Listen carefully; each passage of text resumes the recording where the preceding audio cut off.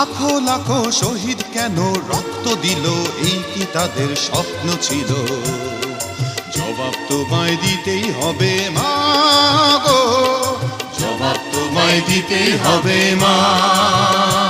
তোমার রক্তে ভেজা এই না মাটি, জীবন দিয়ে রাখবো খাঁটি। শপথ নিলাম আজকে তরুণ ছাত্র ছাত্রী দল,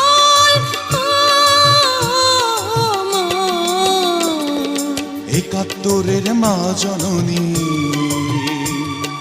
কোথায় তোমার মুক্তি সেনার দল? একাত্তরের